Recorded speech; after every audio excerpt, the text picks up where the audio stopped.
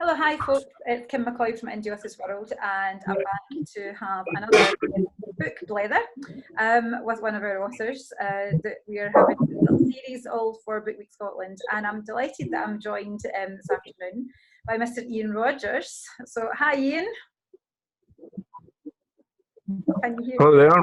Hi, Kim.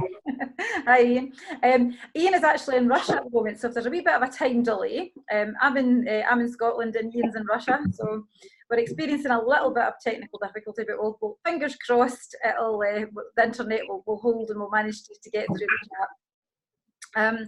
So thanks for joining me, Iain. For those that are watching, do you want to kind of tell us a little bit about you and your book that you've written? So as you know, my name's Iain Rodgers. I've written a book,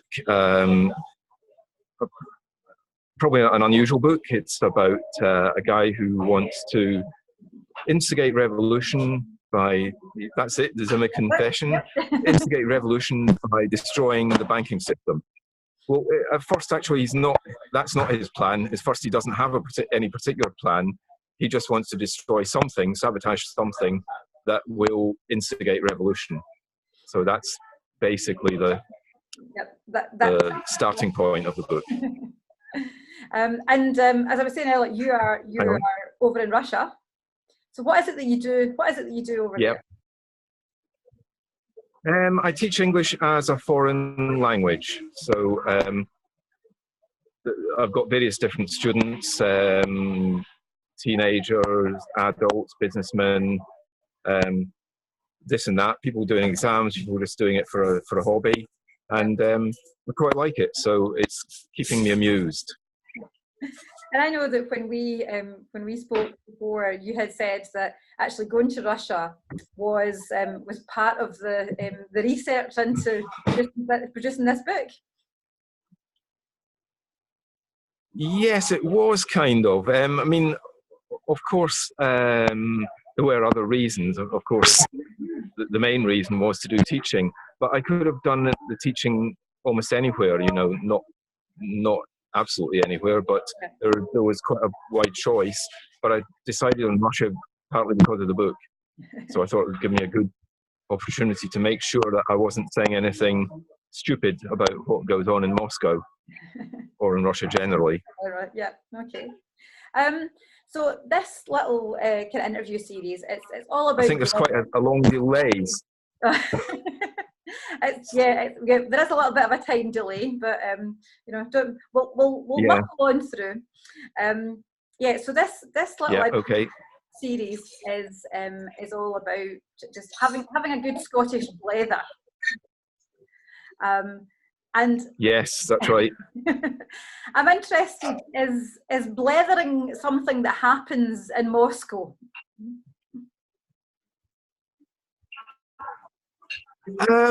Well, I do a lot of talking to people in the course of my job. I mean, I'm not a great bletherer myself, so they give me brownie points for being a good listener, because apparently as a teacher, you're supposed to listen more than to talk. So I do quite a lot of listening to interesting stories. And just today, actually, one of my students told me an interesting story. Nothing personal, it was just something in the news. And that's the sort of thing that does happen. Sometimes that people tell me very interesting personal things, but I'm afraid I can't tell you about that, you know.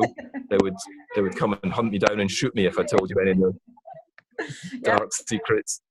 Totally understand.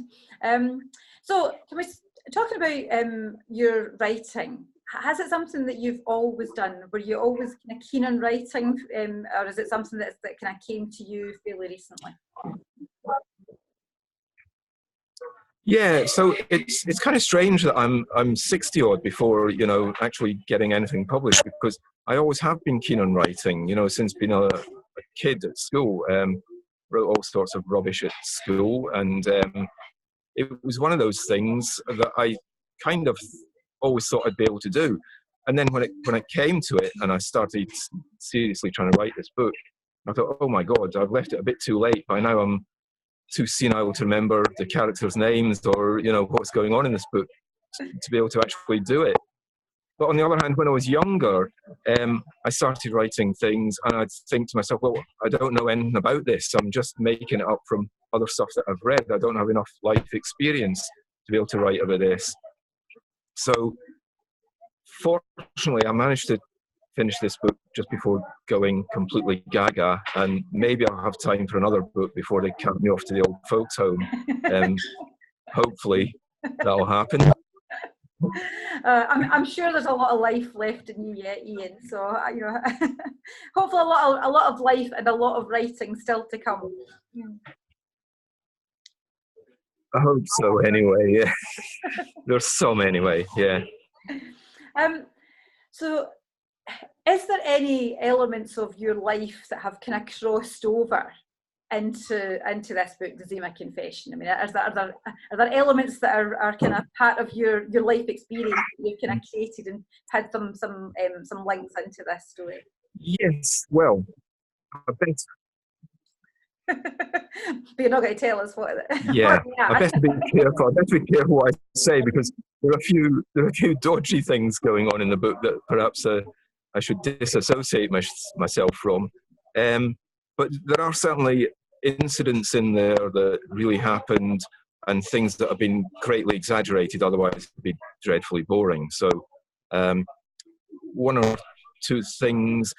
For example, this is kind of an irrelevant part of the story, but the bit about the cat lady, this lady that's walking around with a dead cat, was something that actually happened in Moscow. And I threw it into the book just to increase the sort of unease that's going on at that point in the book. Mm-hmm. I mean, maybe astute readers will notice that it's not got an awful lot to do with the plot, and that's a naughty thing to do. Publishers tell you not to do that. But I decided it was kind of appropriate, and after a few readers had read it, you know, beta readers, they said, no, keep it in, don't chop that out, even though it's just in there to increase the sense of unease. Yeah. So that was a thing that really happened, and some of the other things did happen as well, and some things have been exaggerated. Yeah. The whole love affair with the girl that's a prostitute really came from the Egyptian. I stole that idea from the Egyptian, and I thought I was kind of entitled to, because he was writing in a different genre, in a different time and place. And so the idea was that you're supposed to be concerned that he's fallen in love with a prostitute and he's spending huge amounts of money on her that he can't really afford. So it's just, that was supposed to ramp up the tension. And it was a thing, as I say, I stole from the Egyptian, the basic idea of it anyway. Yeah. I mean, I think that's the thing that... So I don't really like this sort of Yeah, I totally get that. We've had a number of conversations with writers recently, and you know, there is a common theme that even if their book is completely fictional, they've always brought some elements of themselves into the story, whether it is parts of their own character or people's, or some of the characters are based on people or composites of people that they have known. So it's interesting that you've also picked up, you know, particular issues that are there. So I say for you, are there some characters that are they a composite of people that you know as well? Yeah, some of the characters in particular. I mean, more of the background characters, like in particular, there's a Greek guy in it who is quite closely based on a guy I knew a while back. The Chinese Londoner guy is also somebody that I knew, and it helps because you can hear their voices. So when you're writing, you don't have to completely invent something. You can imagine how that person would react and make them talk in that way. Otherwise, I mean, the main villain was somebody I just made up completely, and I found it quite difficult to write him at times because I was wondering, you know, what would he say if somebody said that to him? Would he be angry? Would he just brush it off? What would he do? Whereas with these other two guys, I kind of knew exactly what they would say. Yeah. So and I wanted them to be more colourful characters as well. So So that's probably a good tip for knowing them. Yeah. So that's probably a good tip then for writers who are, you know, if they're even just starting out, really thinking about when you can hear the tips. person's voice. They're great. So I think we might have frozen again. We'll just keep going. There we are. We're back with you. So can I move on to a couple of questions I've got in our little blether session? So do you have someone that you most like to blether with? Although you said you're not so much of a talker, have you got someone that you do connect with and have chats with regularly? I think I missed all of that. I couldn't hear anything apart from the word chat. I'm sorry. That's okay. I was just asking if you have someone that you blether with.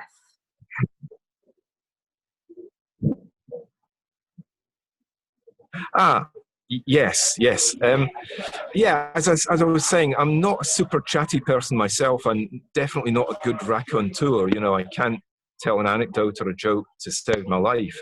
But I've got quite a few friends that are good talkers, and I enjoy their company for that very reason. And they're good at talking about nothing. That's the strange thing. It's that you don't have to have a very deep conversation, but sometimes talking about nothing goes a bit deeper with these sort of guys. You know, they can just come in babbling away about football or something stupid, you know, the usual sort of topics. But then after a little while, you move on to something more, well, deeper, I suppose you could say, or more interesting. But I'm not very good at doing that myself, you know. I rely on other people to be able to do that to quite a large extent. Yeah, and I think that's the thing.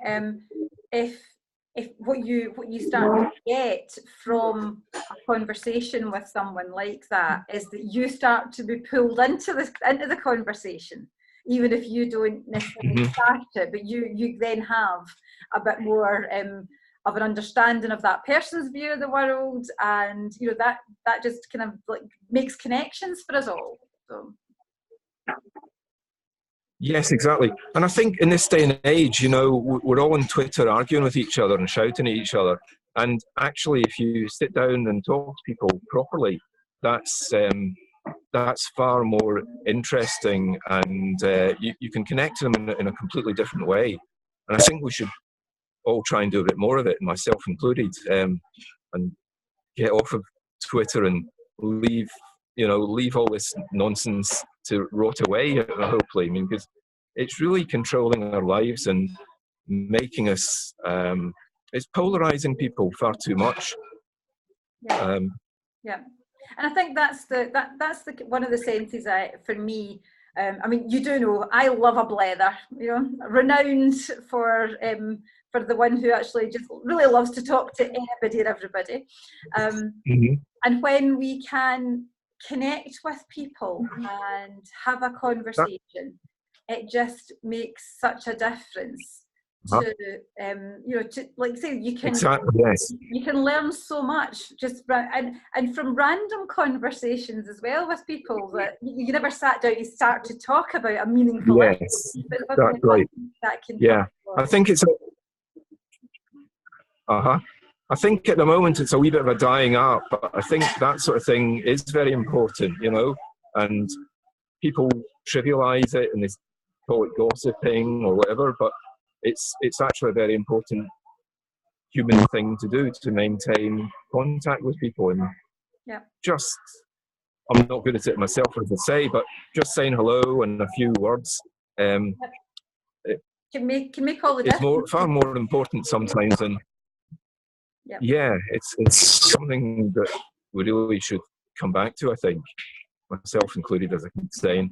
I'm really bad at doing it, but you know, I do appreciate other people that are able to do it, you know. So that might be the challenge for you, Iain. Then we'll challenge you to go and have some blethers with some people then over the next few weeks. Well, I mean, that's one thing. I've got an excuse in that I go and talk to my students, so that lets me off the hook a wee bit. But it's not proper like social interaction, really. But there again, I'm a little bit of a lost soul out here in Moscow. I live a sort of an expat life to some extent. So it's not like living in a wee village or even in Glasgow where you know people personally. I have a bit of an impersonal life, which I kind of enjoy in a way. It's what I'm used to. Yeah. But still, if other people, I'm leaving it to other people. I'm refusing to accept the responsibility. But if people do this blethering and social interaction, I'm all in favour of it. You know, I appreciate it. Yeah, is what I'm saying. So yeah, it's quite an important thing to do. Yeah. So my last question, and the recent questions that I had discussing with most of the people I was been talking to, is have you had a conversation with someone that has changed your life? Well, I thought about this question long and hard, and unfortunately, the only thing I can come up with is something very negative, something that cost me a lot of money, in fact, in the end. So, no, I have to say no. The conversation that changed my life was a conversation that lost me a lot of money. I can't think of a really positive thing. Not a conversation, but, you know, obviously people have given me advice, and just a few words of advice here and there, which have been positive. Probably I would never have come to Moscow if it wasn't for my sister telling me that there was such a thing as TEFL teaching. I'd never even heard of it until she mentioned it. Yeah. Similarly, I think I got into IT just by some sort of remark that somebody made once, and other wee things. I mean, going abroad, living abroad, and that sort of thing. Again, there are things that just people mention. Maybe they we didn't sit down and talk about it, but they mentioned it, and then I started to think about it, and yep. Yeah, and that can be that's where I would say it's even as simple as that. You know, that so someone you don't sometimes you don't realise the impact your words can have on somebody else. You know, by somebody mentioning in passing, mm-hmm. You know, there was, you know, that you can do this teaching English as a foreign language kind of thing. And it's like, before you know it, well, that has actually changed your life because that's what you're doing and you're now living in Moscow. So, you know, we're sometimes not aware of the impact of what we say that can have on somebody else too.